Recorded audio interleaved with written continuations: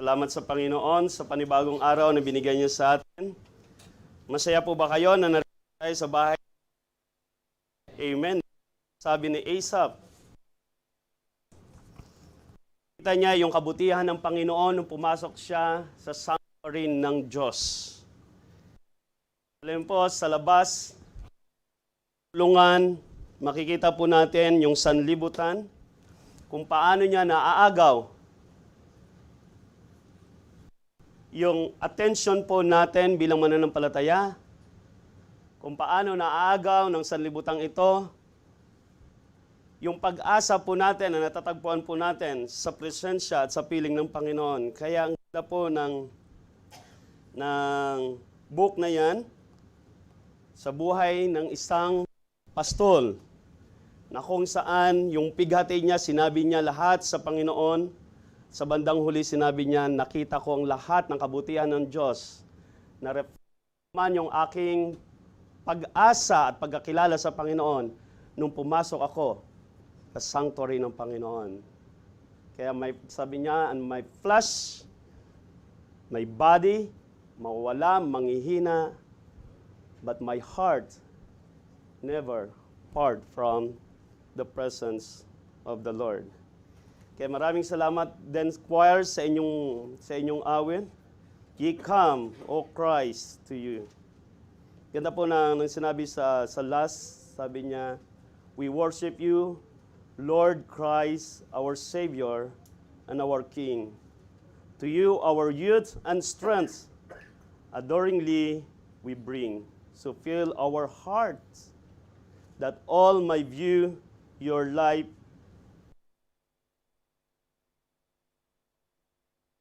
Ito yung panalangin natin palagi sa Panginoon.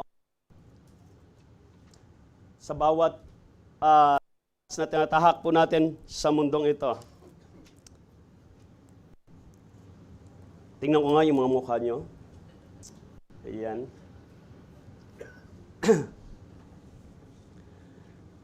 Ihanda nyo po ang ating yung mga puso't isipan ng sarili. Sana walang medyo mahaba-haba yung ating pag-aaralan. Ito po ay 3 chapters ng 1 Samuel.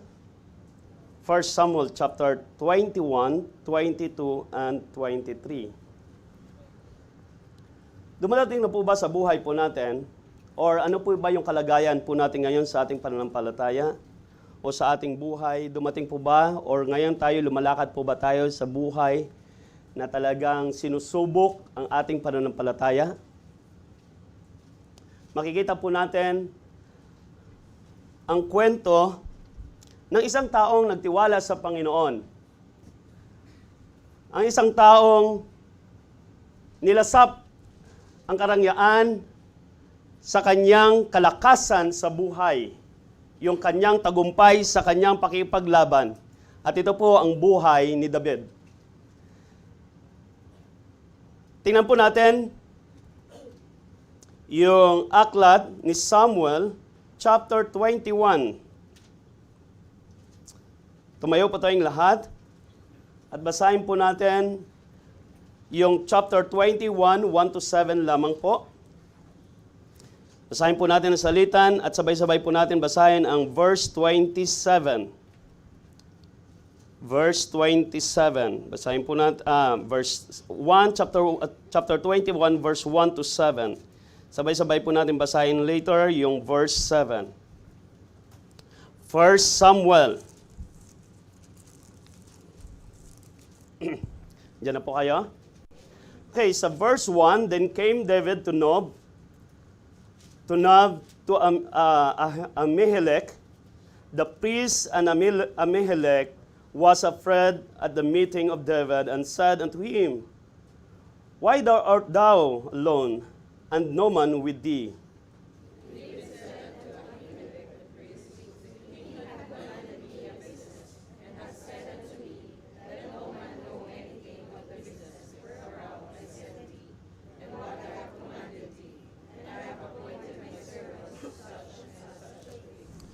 Now therefore, what is under thy hand?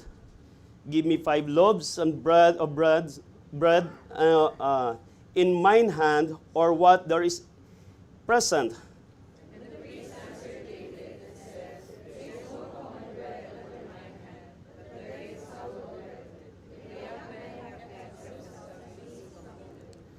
And David answered the priest and said unto him, Of a truth, woman had been kept from us about these 3 days, since I came out, and the vessels of the young men are holy, and the bread is a manner common, yea, though it were sanctified this day in the vessel.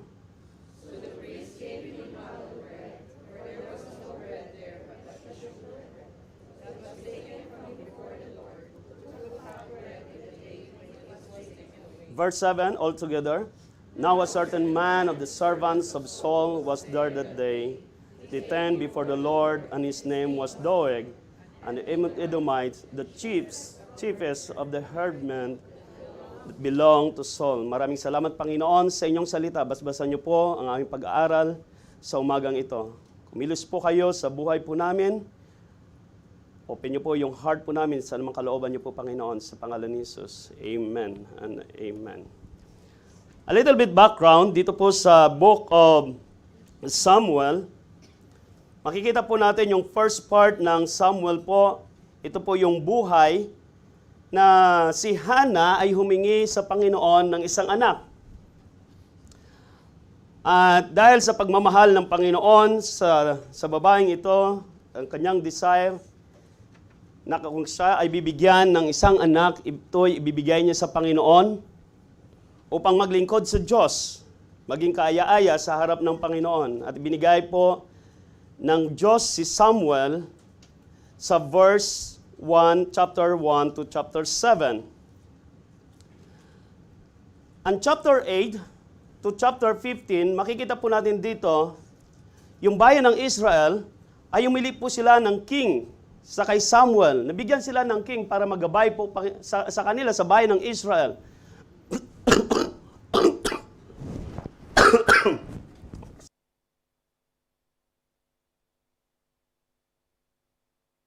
Man sa bayan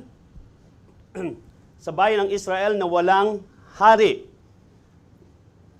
Sa kanilang paglaban sa mga karatig bansa, sa mga sumasakop sa kanila, na walang namumuno sa kanila, na tatawagin nilang hari, ay isang malaking struggle sa bayan na ito. Humingi sila sa Panginoon at ibinigay ng Diyos sa kanila yung ungkaw na unang hari na si King Saul. At dito nagsimula yung buhay ni David. Nung nagkaroon ng isang labanan, na ito yung labanan na ito ay familiar po sa atin. Kahit yung mga bata, alam ng mga bata ang labanan na ito. Nung si David na nagpaglaban sa isang malaking tao ng pangalan ay si Goliath, a giant. Isang Palestine na humahamon sa bayan ng Israel. Halos araw-araw inahamon sila. Makipagdigma, makipaglaban sa taong ito. Mighty man. At walang magawa si Saul, si King Saul, kung paano niya protektahan ang bayan ng Israel sa mga malalakas na mga taong ito, mga grupo ng taong ito, mga Palestine. At alam natin na si David sa lahi, bilang anak ni Jesse na isang shepherd, ay ang tanging kakayanan niya lamang ay umawak ng slingshot. Tirador kung sa atin. Yan yung mga kabataan, no? Yan yung ginagawa natin. Kung minsan sa probinsya, yung mga tirador, yung mga ibon.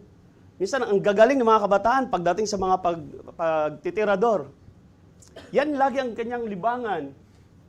Kapag may mga masasaklap na mga hayop, mga mababangis na hayop, kaya niyang lupigin. Ganon yung kapangyarihan, ganon yung kalakasan na binigay ng Panginoon sa kay David, sa kanyang pagiging shepherd. At dumating yung pagkakataon na talagang nilalait ng mga Palestine ang bayan ng Israel. Alam natin, si David pumunta sa kanyang mga anak at sa kanyang mga kapatid upang magdala lamang ng pagkain. Ngunit, doon siya inutusan ng Panginoon sa pamamagitan noon. Nakita niya yung kalagayan ng kanyang kababayan. Walang pag-asa, lugmok, pati yung hari, hindi alam kung anong gagawin. Sabi ni David, ako makipaglaban sa taong ito. Naipaglaban si David sa pamamagitan lamang ng tirador na yon, slingshot. at nalupig yung giant na ito. Hindi lamang si David, napatay niya yung malaking giant na ito, kundi sa mga sumusunod ng kanyang pagtatagumpay, marami mga Philistine ang nalupig niya. At yung victory ay nakita ni King Saul. At dumating sa isang pagkakataon, nagaling sila sa isang malaking labanan. Pumapasok si David sa kanilang city, at ito yung mga taong ito, yung mga babaeng ito sumisigaw, maawit, sumasayaw, na mayroong pagpupuri. In verse 6, and they came, when David was returned from slaughter of the Philistine, that the women came out of all cities of Israel, singing and dancing, and meet King Saul with tabrets, with joy, and with instruments of music. Ang ganda na. Ngunit itong pinakamalungkot at nagbigay ng inggit kay King Saul. And the woman answered one another, and they, as they played, and said, Saul had slain his thousands, and David his 10,000. At dahil dyan, nagsimula ngayon ang malaking pagsubok sa buhay ni David. Ito yung lugar na kung saan si David nagsimula. Yung chapter na ito, nagsimula po siya sa Nob. Pumunta siya sa Nob sa chapter 4. At dahil sa kanyang, i-summarize po natin ng konti, dahil sa kanyang takot, pumunta siya sa Gath. At pagkatapos nun, nagtago siya sa Adullam, dahil yung Gath po niyan ay hangganan po yan ng Palestine.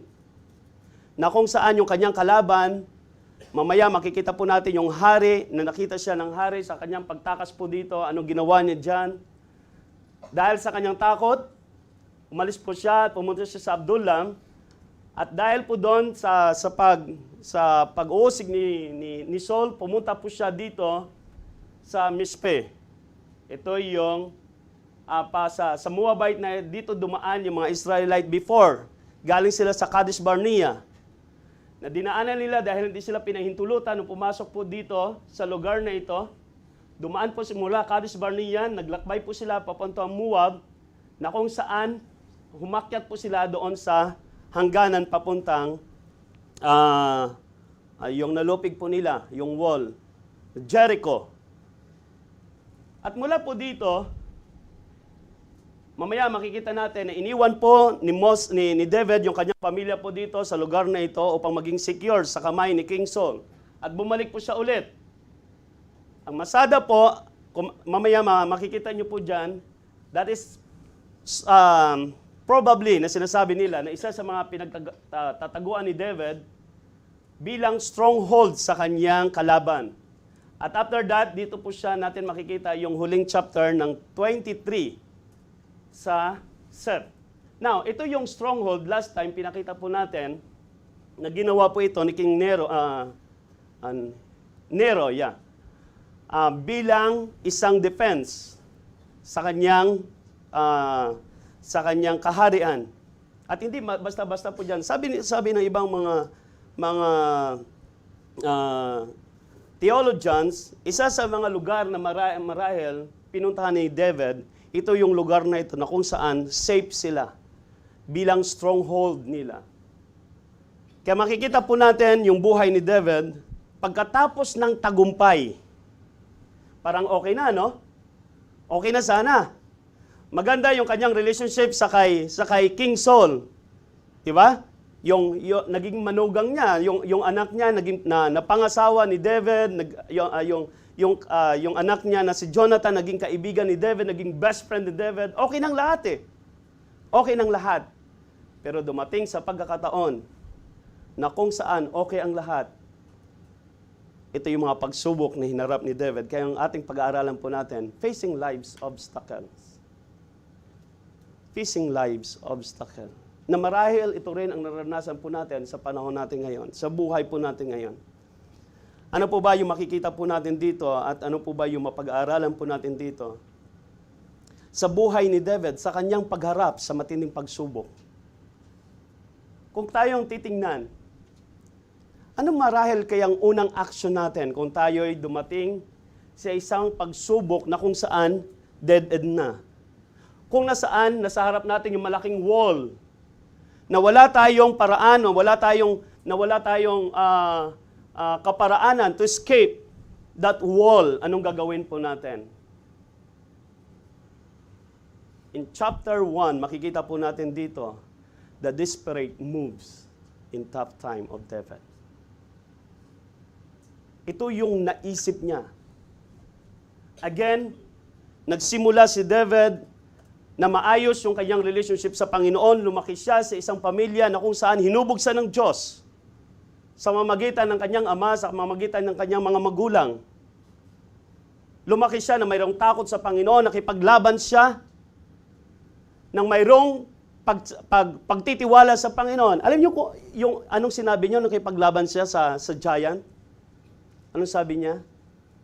Naparito ako hindi dahil sa aking lakas, kundi dahil sa kapangyarihan at gagawin ng Panginoon. Kaya na-overcome niya yung giant na yon. Palagi niya kinukonsult. Kung makikita niyo mamaya yung si Ahimelech na nagsangguni sa kanya, lagi niya sinasangguni. Si David lagi nagsasangguni sa kanya. Anong gagawin niya sa time ng kanilang battle? Sila ba magtatagumpay? Sila ba ilalaban, lulusob sa mga kalaban? At ibibigay ba ng Panginoon yung tagumpay sa kanila? Kaya laging umuwi si David na mayroong pagtatagumpay. Pero nang time na dumating si David, na yung buhay niya ay sinubok ng Diyos, ano kayang ginawa ni David? Ito yung desperate move ni David in a tough time. Number 1, makita po natin, and David said unto Ahimelech, the priest, the king had commanded me a business. Yan in chapter 2. Balikan po natin chapter 1, verse 1. Then came David at Nob to Ahimelech, the priest, and Ahimelech was afraid at the meeting of David and said unto him, Why thou art alone? And no man with thee. Sabi niya, bakit wala kang kasama? Anong nangyari? Sabi niya, ano mang ginagawa mo dito? Wala ka man lang kasama. Anong ginagawa mo? Bakit narito ka? Sabi ni David, and David said unto Ahimelech, the priest, the king was commanded me a business, and had said unto me, Let no man know anything of the business whereabout I send thee, and what I have commanded thee, and I have appointed my servant to such a place. Sabi niya, inutusan ako ni King Saul. Sabi niya, meron akong business. Iniwan ko yung mga kasamahan ko muna dahil walang dapat makakaalam ng business na ito, ng sinasabi ng hari sa akin. Walang dapat makakaalam kundi ako lang. What is the desperate move of David? David lied to cover up his fear. Siguro dumating si David sa lugar na yan. Alam mo yung hinahabol ka ng isang hari, lahat ng mga sundalo marahil na yung mata na sa'yo, yung dati mong kakampi, yung dati mong kasangga, hinahabol ka ngayon at dumating ka sa lugar na ito, hingal na hingal. Pumasok ka sa isang bahay at kinausap mo yung priest. Tinanong ka, makita yung mukha ni David. Na pati yung priest na ito nagulat. Sabi niya, ba't nag-iisa ka lang? Anong nangyari sa iyo? May business lang ako na inutusan ko ng hari. But David lied to cover up his fear. This is the first desperate move of David during and in the desperate time. In verse 3, now therefore, what is under thine hand? Give me 5 loaves. Yung isang marangya, yung isang malakas at napakapangyarihan na tao ng bayan ng Israel, nanghihingi ng tinapay para lang may makain dahil marahil gutom na gutom sa paghabol sa kanya. Sa paghahabol sa kanya. Give me 5 loaves and bread in mine hands, and what there is present. The priest answered David and said, there is no common bread. Walang common bread. Walang ordinaryong tinapay dito na nakahanda para sa iyo. Pero mayroong tinapay dito. Ang tinatawag dito is a holy bread. Showbread na kung saan inahandog nila sa Panginoon every week. At ang madalas na kumakain po nito ay yung mga priest. Sabi ng priest sa kanya, sabi niya, sandali lang. Ito yung pagkain ito ay hindi siya ordinaryong pagkain. Sabi ni David, sabi niya, bigyan mo sa akin. Nagugutom mo, sabi niya, sandali. Sabi ng priest. Sabi niya, tingnan mo muna, sabi niya, nung umalis po ba kayo, ay, yung verse 3, sabi niya, nakipagsiping po ba kayo sa mga asawa nyo, yung mga kasama nyo? Sabi, hindi, wala. Sinisigurado ng priest na sila ay isang clean, isang malinis, sila ay malinis sa kanilang paglalakbay. Sabi ni David sa priest, sabi niya, actually, sabi niya, kapag lumalaban kami, kapag umaalis kami, 3 days before, sabi niya, nakahanda na kami. Hindi namin ginagawa yung mga bagay na yan para humarap kami sa Diyos sa labanan na mayroong kabanalan. Sabi ni Ahimelech, sabi niya, okay. Binigay niya ang kanyang pagkain. What is the second move of David? And at this very time, what is the second lie? Ano ginawa niya? Kinain niya yun. Actually, yan yung part na yon ay kinote ni Jesus Christ yan nung siya ay nagpagaling ng Sabbath day, sa Sabbath day. Sabi niya, hindi niyo ba naalala na si David din ay kumain a holy bread of God? Pagkatapos sabi ni Jesus Christ, ngayon sasabihin niyo sa akin na ang ginagawa ko ay mali, ay masama, dahil sa mga sinusunod yung kautusan ni Moses. The second time, na pangalawang pagkakamali ni David, and David answered the priests and said unto them the truth. Verse 8.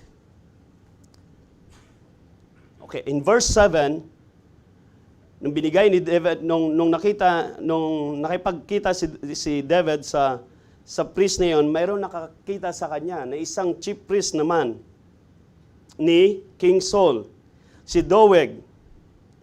He is Edomite, hindi siya Israelites. He is Edomite na belong to the army or katiwala ni King Saul. In verse 8, kung naalala nyo, sa paglaban ni David sa kay Goliath, kinuha niya yung sibak, yung tabak. Yun yung pinamputol niya sa ulo ni Goliath. At yung tabak na yon ay inilagay dito sa lugar nito, sa bahay na ito, sa place na ito ng priest. Sabi ni David, sabi niya, wala siyang dala, wala siyang tabak, wala siyang sandata nung siya'y tumakas sa harapan ni King Saul. Sabi niya, meron ka bang tabak dyan? Sabi ng priest, sabi niya, meron ako dito. Pero ito yung tabak dati na ginamit mo para pamputol sa ulo ng Goliath. At ito yung tabak ni Goliath. Kinuha niya yun. Tingnan kung gaano ka-desperate yung buhay ng taong ito.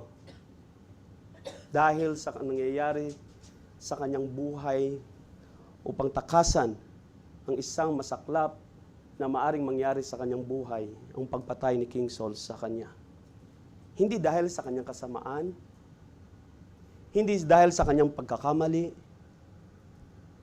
hindi dahil tinatakot niya si King Saul o tinatangkahan niya yung buhay ni King Saul, kundi dahil sa pagsisilos ni King Saul sa kanya dahil sa kanyang tagumpay.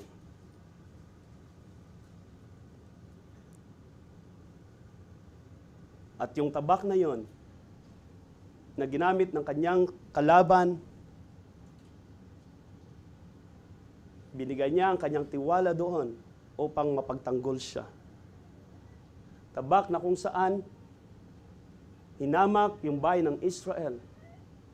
Tabak na kung saan itinaas ni Goliath upang ipakita yung kapangyarihan ng tabak na ito, na kapangyarihan, marahil yung lakas ng tabak na ito, upang patayin yung mga Israelites. Nung time na si David ay nasa panganib at wala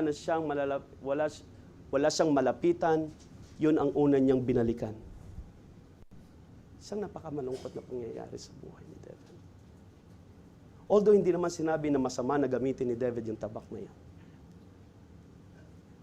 Na kuminsan sa buhay natin, kuminsan kapag wala na tayo, nasa dead end na tayo, yung unang binabalikan natin, yung isinuka natin. Yung iniwan natin nung tayo'y nagtiwala sa Panginoon, yan yung binabalikan natin. Makita nyo, unang, the desperate move of David in a tough time. David lied to cover up his fear. Sa sobrang takot niya, ay nagsinungaling po siya. Chapter 21, verse 11 to 15. And the servant of Achish said unto him, Is not this David the king of land? Nung siya'y tumakas naman sa Nob na yon, pumunta naman siya sa isang lugar na kung saan pilit nilang kinakalaban, pilit nilang nagkaroon po sila ng pagtatagumpay sa lugar ng Palestine. In verse 11,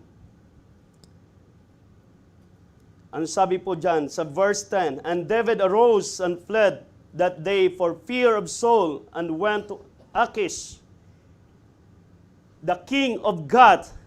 And the servants of Achish said unto him, Is not this David the king of the land? Did they not sing one to another of him in dances, and saying, Saul have slain his thousands, and David his 10,000s? Pumasok siya sa isang lugar na kung saan nagkaroon sila ng maraming encounter at maraming mga mamamayan sa kanilang pinatay ni David kasama ang mga sundalo ni King Saul. And David laid up these words in his heart. Talagang tiningnan niya, inisip niya ng mabuti, and was sore afraid of Achish the king of Gath. Takot na takot siya. Wala siyang kasama, wala siyang dalakon maliban doon sa sibak sa tabak ni Goliath. Nakita siya siguro malaki. Marahil malaki yung tabak ni Goliath. I don't know paano niya dinala. Nakita ng mga Palestina yon. Hawak na hawak niya, dalan-dala niya pumasok sa bayan. Nakita siya, di ba ito yung sinasabi nila, sumisigaw sila na si Saul ay nakapatay ng 1,000, but David 10,000. Ito yung sikat na tao na to na maraming mga tao sumasayaw, nagpupuri dahil sa tagumpay ng taong ito. Alam mo, nakita ni David, ito yung pangalawa niyang moves sa panahon ito. David hide his true identity. David hides his true identity. The desperate moves in the top time in the life of David, the first move, he lied to cover up his fear. And the second move, David hides his true identity. Alam po, anong ginawa ni David nung pumasok siya, nung siya'y hulihin? Ito, tingnan niyo kung anong ginawa niya. Nakakita siya, narinig siya, sabi niya, di ba ito yung taong ito yung mighty sa bayan ng Israel. Ito yung lumupig sa ating giant. Anong ginawa niya? Nagbabaliw-baliwan siya. Susulat siya sa pader, nagbabaliw-baliwan siya. Hinayaan niya yung laway niya na tumulo sa kanyang mga mukha. Ganon yung ginawa niya. Mighty man of Israel. Tinakpan niya yung kanyang pagkatao kung sino siya. At Dahil doon, sabi ni Akis sa kanya, sabi niya, dinala niyo sa akin to. Ano gagawin ko dyan? Sabi niya, baliw na nga yan eh. Bakit dinala niyo sa akin yan? Tanggalin niyo yan, paalisin niyo yan. At dahil doon, lumabas si David. Nagtago muli siya sa pagtatangkas sa kanya. Alam mo, ang hirap sa buhay ng isang mananampalataya in a desperate time, in a tough time that we are facing, itago natin yung identity natin as a Christian. Kung minsan ba naranasan na natin na itago natin yung identity natin as a Christian? Alang-alang sa trabaho natin, alang-alang sa kalakasan, sa fame natin, sa kasikatan natin. Alam mo, maraming mga artista, before they are called Christian. Si Glyza, I think. Si Glyza is a Baptist before. Glyza, anong pangalan nun? Glyza De Castro. Ayun. May kwan pa yun, may picture pa yun, si Brother B-Boy at sa si Glyza before. Kasi nag-church yun doon sa People's Baptist Church. Para hindi matanggal, para hindi mawala ang kanyang kasikatan, tinago niya yung kanyang pagiging Christian. At dumating sa time na parang mayroon yatang event sa Mall of Asia, parang December yata, na yung alak, parang totoo sila ng alak, something.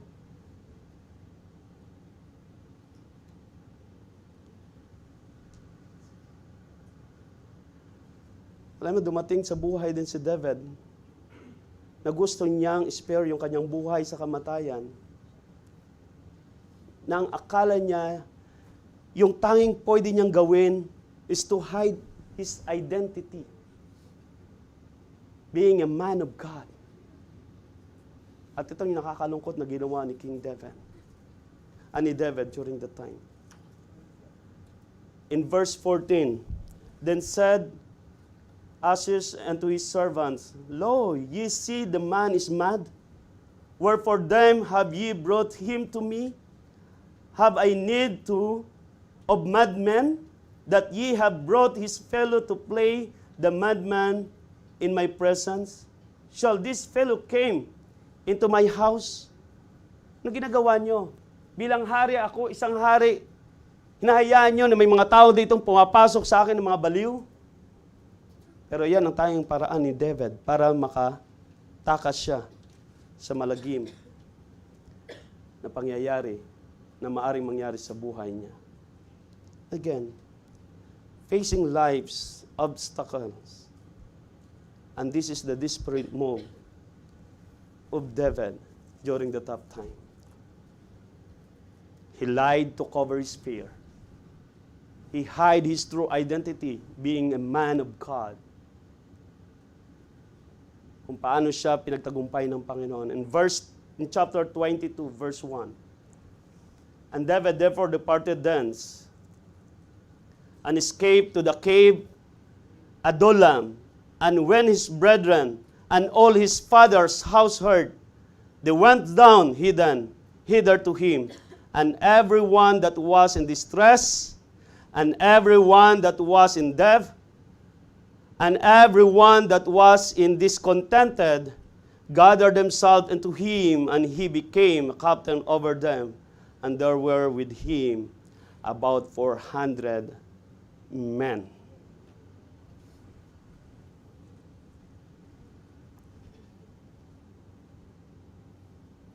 In verse 6, tuan po natin ng konti. When Saul, verse 5, when the prophet God said unto David,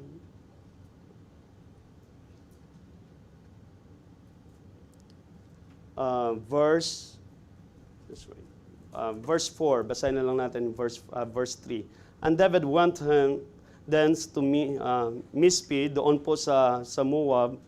Medyo malayo yung kanyang nilakbay, kasama yung kanyang pamilya And he said unto the king of Moab, Let my father and my mother, I pray thee, come forth and be with you, till I know what God will do for me. And he brought them before the king of Moab, and they dwelt with him in all the while that David was in the hold. And the prophets of God said unto David, Abide not in the hold, depart, and get thee into the land of Judah. Bumalik po sila sa land of Judah. And David departed and came into the forest of Hareth. In verse 6, when Saul heard that David was discovered, and the men that were with him, now Saul abode into Gibeah, under the tree of Ramah, having his spear, his son, and all his servants were standing about him. Talagang hinahanap nila si David, kung saan pumunta, kung saan nababalitaan nila si David.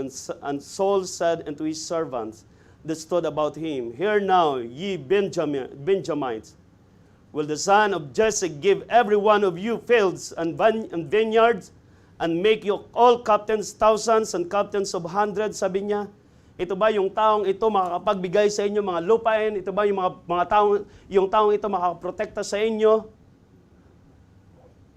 At dahil sa galit ni King Saul,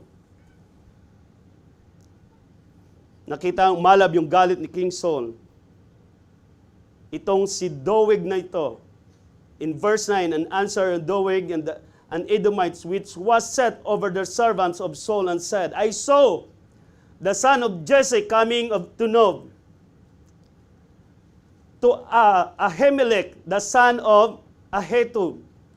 And he inquired of the Lord for him, and give him victual, and give him the swords of Goliath and Philistine.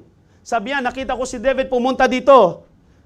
Pumunta sa lugar na ito, pumunta sa priest na ito. The Nob is a priest, is a city of priests. It's a city of God. At alam niyo, nangyari po dito. Makita po natin dito the result of the depraved action ni David.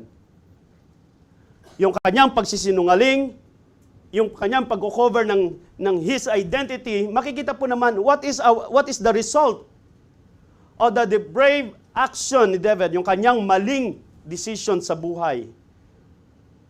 Ano yung resulta ng kanyang maling action na ito? The summary of this chapter, nung pumunta si King Saul sa lugar na ito, pinatawag niya si Ahimelech, the priest na pinuntahan ni King David, ni David during that time. Sabi niya, ano ginawa mo? Bakit hinayaan mo na si David ay magsaguni sa Diyos? Na alam mo na nanganganib yung buhay ko dahil sa kanya. Bakit mo hinayaan na yung David na ito makipagsabwatan ka sa kanya? Sabi ni Ahimelech sa kanya, sabi niya, hindi ba ito? Sabi niya, ito lang ba yung pagkakataon na nangyari sa akin? Na sinangguni ko siya sa Diyos? Sabi, di ba sabi niya, palagi naman siya narito upang magsangguni sa akin? Sa kanilang pakipaglaban? Ba't mo sinasabi ngayon sa akin ng ganito? Alam mo, sabi ni King Saul sa mga men niya, sabi niya, patayin niyo ang mga priest na ito. Because of his desperate move, what is the result? First, David's life is put in jeopardy. Nung tumakas po siya sa verse 1. Wala siyang ginawa kundi tumakas dahil nanganganib yung kanyang buhay, hindi lamang kay King Saul, pati na yung hari, yung king ng Palestine, nanganganib din yung kanyang buhay.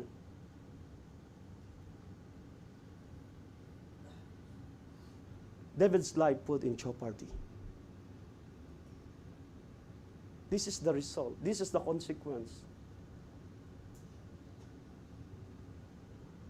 of his brave action. Gusto niyang wala na siyang ibang paraan kundi to escape. Magtago sa cave. Isang sikat na tao, mighty man of God, kinakatakutan ng kanyang kalaban, dumating sa kanyang buhay na siya naman ang kailangang magtago dahil yung buhay niya nasa panganib. In verse 6 to 28, what is the second result sa kanyang action? Nob, the city of priests, smote he with the edge of the swords, both men and women, and children, and suckling, and oxen, and asses, and sheep, with the edge of the swords. Sabi ni Saul sa kanyang men, patayin mo yung mga priest na ito. Patayin mo yung mga priest na ito. Ngunit hindi ginawa ng mga taong yun dahil mayroon silang takot sa Diyos. Sinuway nila yung kautusan ng hari na patayin lahat na priest kasama si Ahimelech. Nung nalaman ni King Saul, anong ginawa niya? Binalikan niya ngayon yung kanyang isang tao na anong lahi no ni Edomites, ni Doeg. Hindi siya Philistine. Wala siyang pagkatakot sa Diyos. In verse 19, this is the result of David's depraved action. David lies causes of killing priests at Nob. Hindi lang mga priests. Lahat ng mga tao, babae, mga bata, pinatay ni King Saul. Isang malaking kasaklap-saklap na pangyayari sa buhay ni David sa kanyang aksyon na ginawa.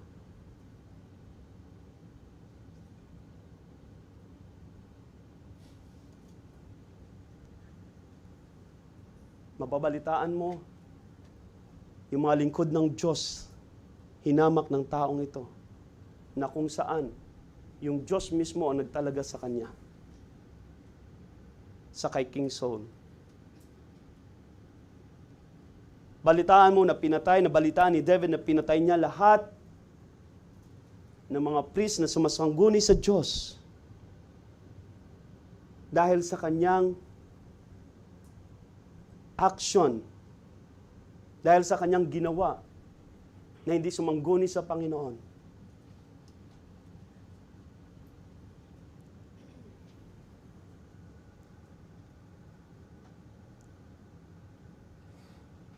Na akala ni King Saul, nakipagsabuatan si Ahimelech sa kay David against sa kanya. Pero hindi sinabi ni David yung katotohanan. Di niya sinabi kung anong katotohanan, kung bakit naroon po siya. Dahil doon, buhay ng mga taong ito nakasalalay at buhay ang binawi. And David said, and verse 20, and one of the son of Ahimelech, the son of Ahitub, named Abiathar, escaped and fled after David. And Abiathar showed David that Saul had slain the Lord's priest. And David said unto Abiathar, I knew it that day, nung nakita niya si Doeg, the Edomites, was there, that they should surely tell Saul, I have occasion that of all the persons of thy father's house abide thou with me. Fear not that he that seeketh my life seeketh thy life, but with me thou shalt be in safeguard. Alam ni David Alam niya. Maring consequence. Alam niya. Sabi niya, alam ko yan. Nakita ko yung tauhan ni King Saul nung nandun ako. At alam ko magsusumbong kay King Saul yun. For one person. Para ma-escape niya yung kanyang buhay, mga lingkod ng Diyos ang katapat, ang kapalit. Hindi lang mga priest. Women, children. Gaano kasama? Gaano katindi yung pangyayari? Gaano katindi yung resulta na sa ginawa ni David na pagsisinungaling sa priest na ito? Ayun po minsan yung buhay po natin. Akala natin everything, okay lang lahat. Natatago natin kuminsan yung mga pagsisinungaling natin sa Panginoon kuminsan. Naakala natin, nakukover natin yung mga kasalanan natin sa Diyos. Napilit natin sa kabila na dapat natin lapitan yung Panginoon, dapat natin isang guni sa Panginoon. Sinisikap natin yung sarili nating kakayanan. Kapamaraanan, naakala natin everything is fine. Panginoon, parang hindi mo naman nakikita eh. Parang hindi mo naman ako napaparusahan, Panginoon eh. Medyo mahirap lang, tumatakas ng konti, para may konsensya ng konti, pumupunta sa church, parang medyo pag-preaching, na nayayanig naman yung aking spirito, parang pero okay naman eh. Pagbalik ko sa sanlibutan, parang okay naman, wala nangyari. Hindi natin napapansin, what is the consequence, what is the result of our action against God. We can't hide sa Panginoon. At isang pinakamasaklap na pangyayari marahil sa buhay natin, na yung consequence mismo ay mangyayari sa pamilya natin. At sana wag dumating yun. Sana wag dumating. Nakatulad ni David sa pamilya ng Diyos mismo nangyari. Antayin pa ba natin ang mga bagay na ito para lang maitago natin at magawa natin yung mga bagay na ayon lang sa kagustuhan natin?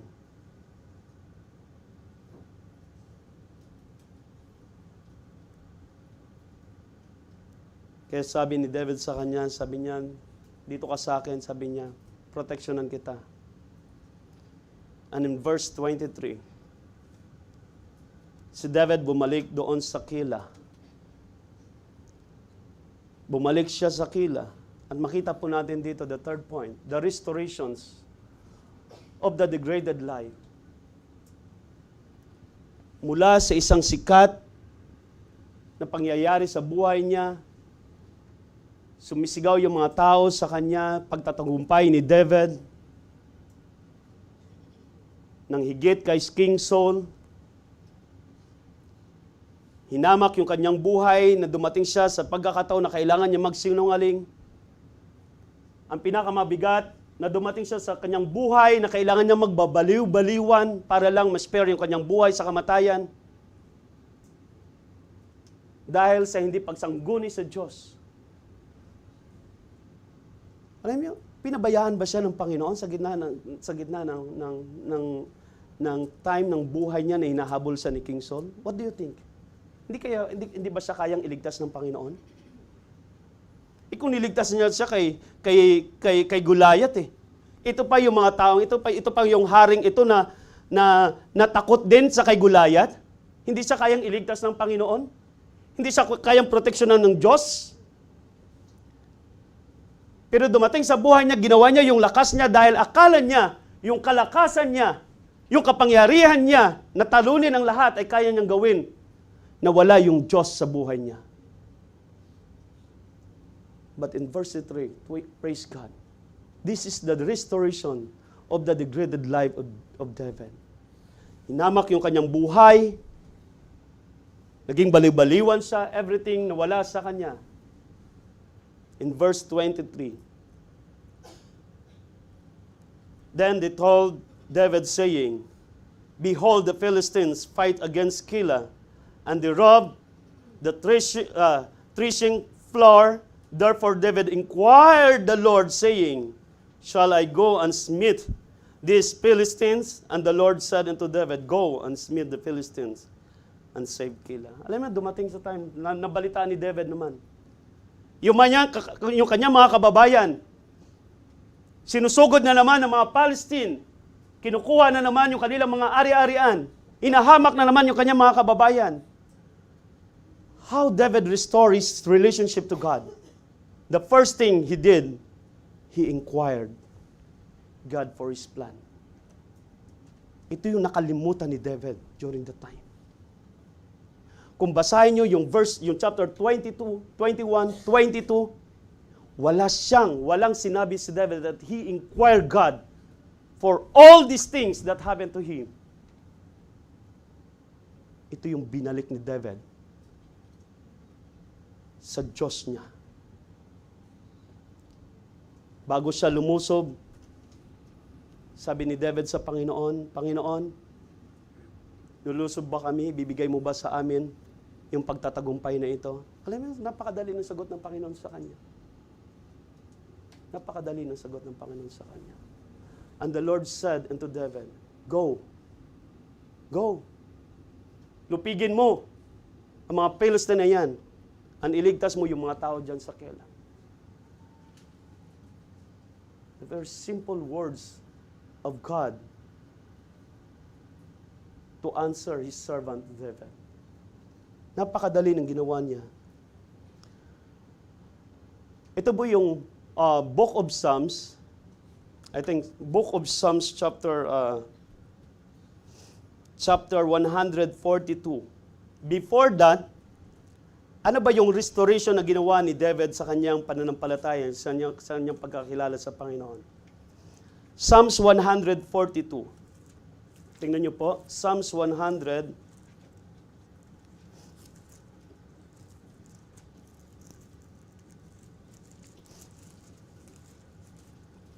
Psalms 142.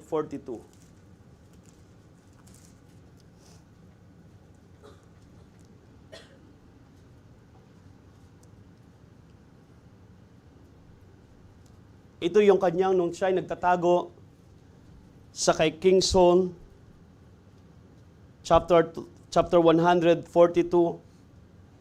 a prayer when he was in the cave. Sabi ni David, I cried unto the Lord with my voice. With my voice unto the Lord did I make my supplication. I poured out my complaints before Him. I showed before Him my trouble. When my spirit was overwhelmed within me, then thou knowest my path. In the way wherein I walk have thy privily laid a snare for me. I look on my right hand, and behold, but there was no man that would know me. Refuge filled me. No man cared of my soul, for my soul. I cried into the Lord, into thee, O Lord, I said, Thou art my refuge and my portion in the lands of the living.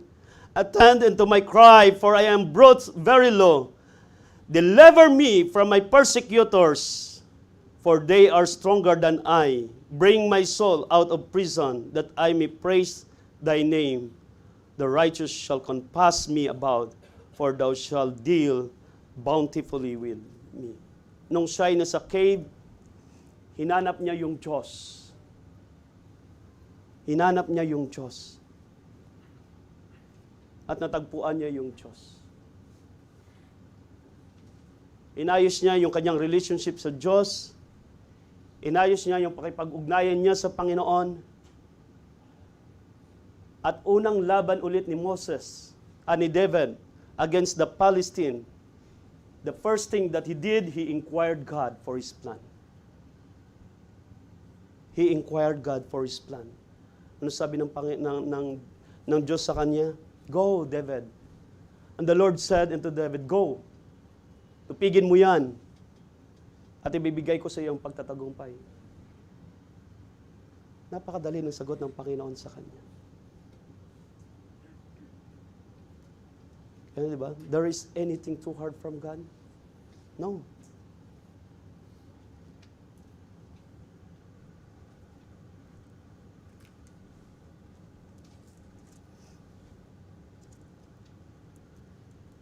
In verse 3, And David man said unto him, Behold, we be afraid here in Judah, how much more then if we come to Keilah against the armies of the Philistine?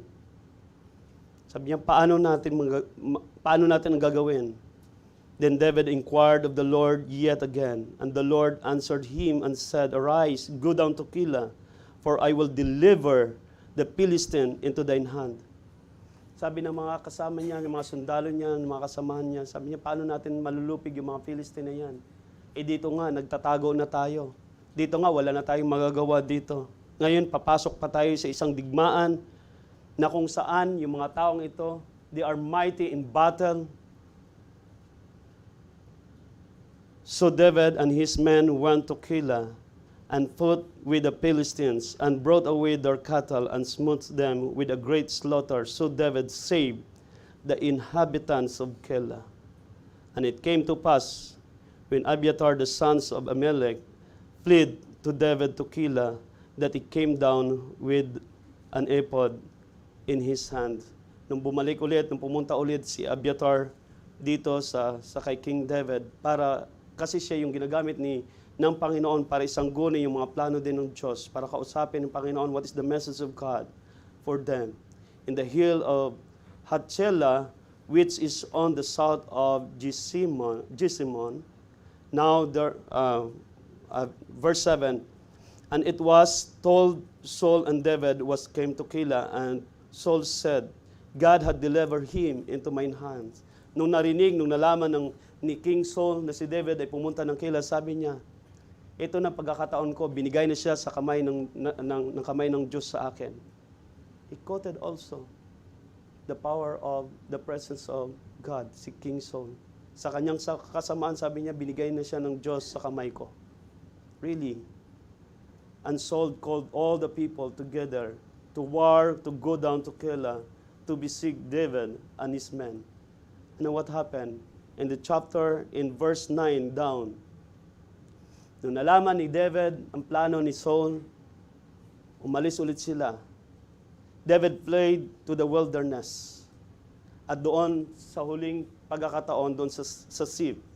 And verse 13, and David and his men, which were about 600, arose and departed out of Keilah, and went whithersoever they could go. And it was told Saul that David was escaped from Keilah, and he forbore to go forth.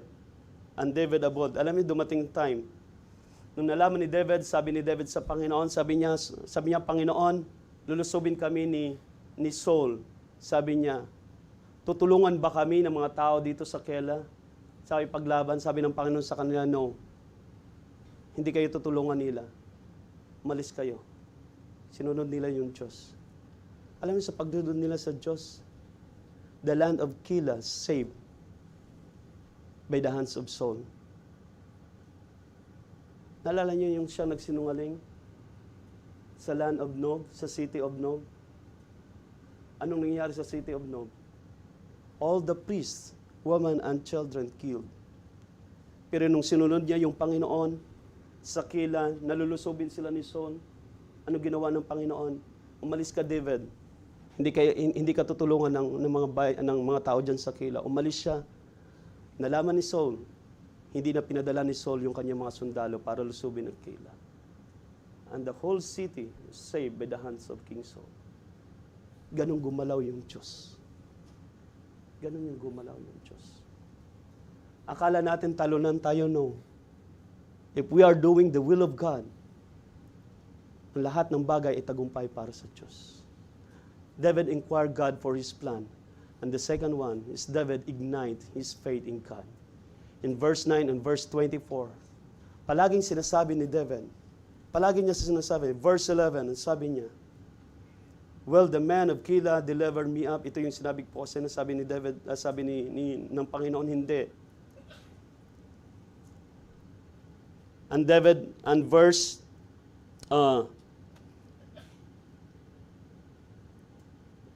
in verse 14, chapter 23, verse 14, and David abode the wilderness in strongholds and remained in a mountain, the wilderness of Sif. And Saul sought him every day, but God delivered him not into his hand. Every day, hinahanap siya ni King Saul. Every day, hinahanap siya ni King Saul. Pero hindi nahihayaan ng Panginoon. Inayos ni David yung kanyang relationship, yung kanyang identity sa harap ng mga tao. And Jonathan, Saul's son, arose and went to David into the wood and strengthened his hand with God. And he said unto him, fear not, David, for the hand of Saul my father shall not find thee, and thou shalt be king over Israel, and I shall be next unto thee, and thou also, Saul my father, knoweth.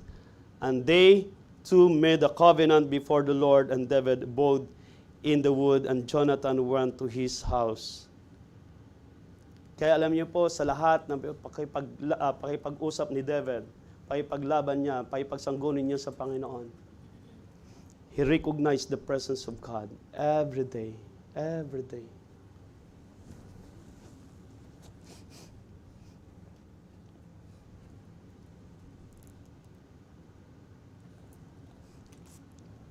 David ignite his faith in God. Sinikap ni David. Alam mo, may mga time na kinakausap niya yung Panginoon in the previous verses. Ito lang yung answer ng Panginoon sa kanya. Sabi ni David, ang tagal niya, nakikisama siya sa Panginoon. Panginoon, ano ba yung kalooban mo sa amin? Ito lang ang sagot ng Panginoon sa kanya, napakaiksi. But sinikap niya muli na i-restore yung kanyang pananampalataya sa Diyos.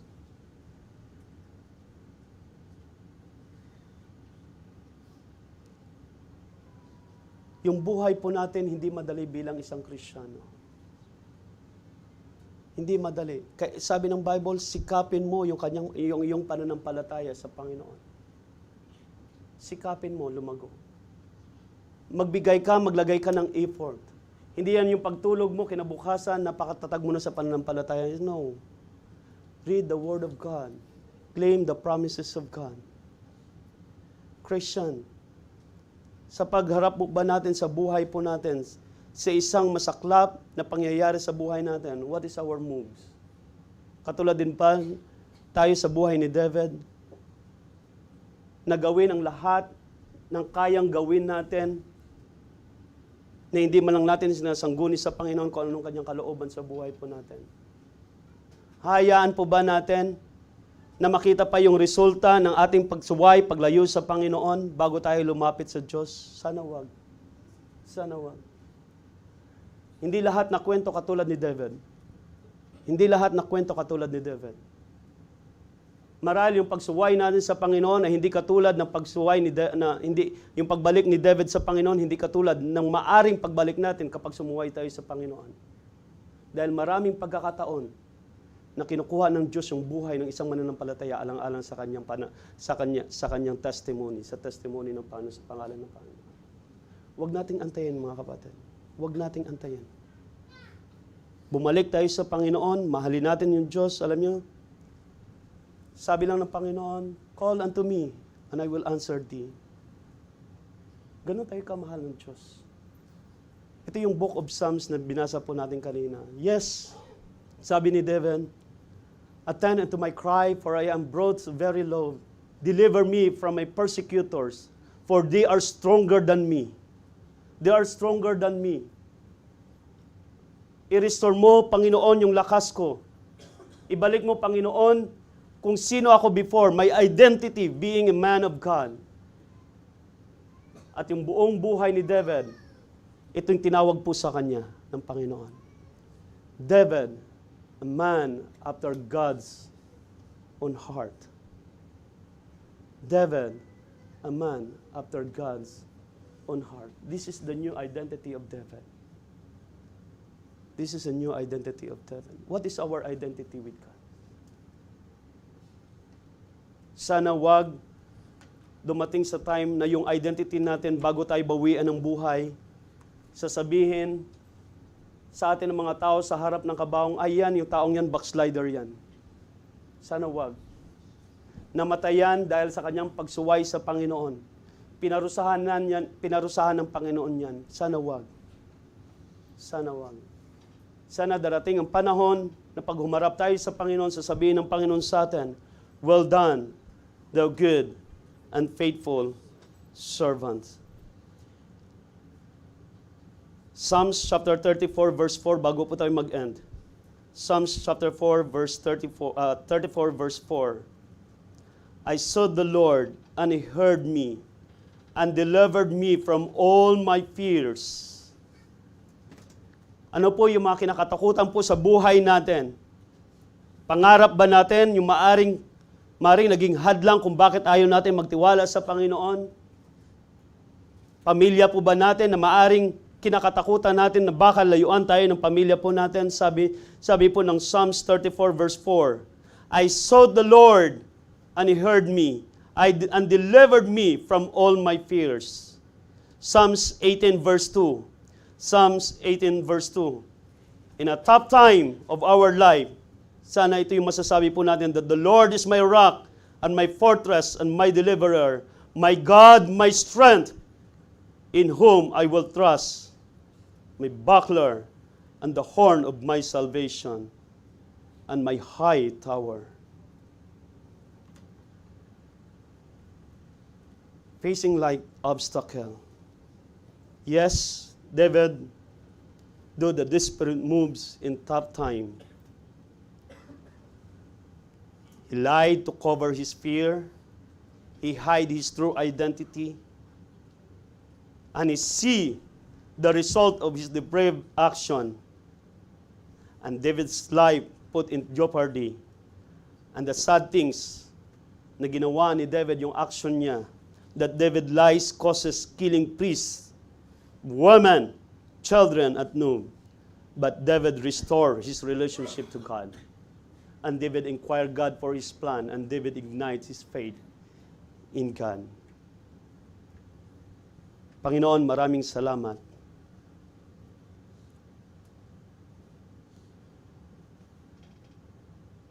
Salamat sa kwento ng buhay ni David. Minsan pa naranasan po niya na tamuhin yung tagumpay ng kanyang buhay. At sinikap niyang solusyonan yung mga problema sa buhay niya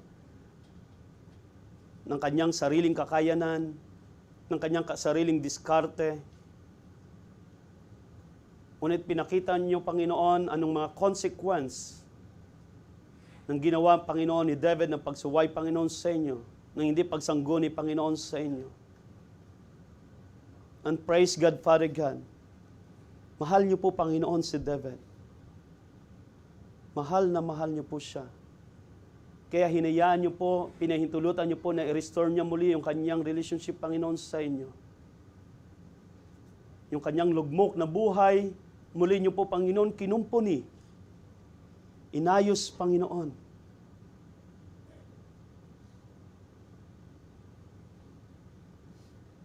Maraming salamat, Lord. Marahil yung buhay po namin, Panginoon, umaharap, Panginoon, sa ganitong struggle din, Panginoon, ng buhay po namin. May mga kanya-kanya po, marahil kaming mga kahirapan, pagsubok sa buhay, na kung minsan, Panginoon, nakalimutan po namin sumangguni, Panginoon, muna, Panginoon, sa inyo. Lord, patawarin niyo po kami. Katulad ni David, Father God, help us to inquire you, Father God, in all our plans sa buhay po namin. And help us to ignite our faith in you, Panginoon. Huwag naming hayaan mamatay, Panginoon, ang ilaw, ang apoy ng aming pananampalataya, Panginoon, sa inyo. Dahil hindi lahat ng kwento ay katulad ni David, na baka dumating sa pagkakataon, hindi na kayo makabalik, Panginoon. At kukunin nyo na lamang po yung buhay po namin. Help us, Lord Jesus, habang may panahon pa na siya sa atin po namin, Panginoon, ang inyong salita. Sa pangalan ni Jesus. Amen.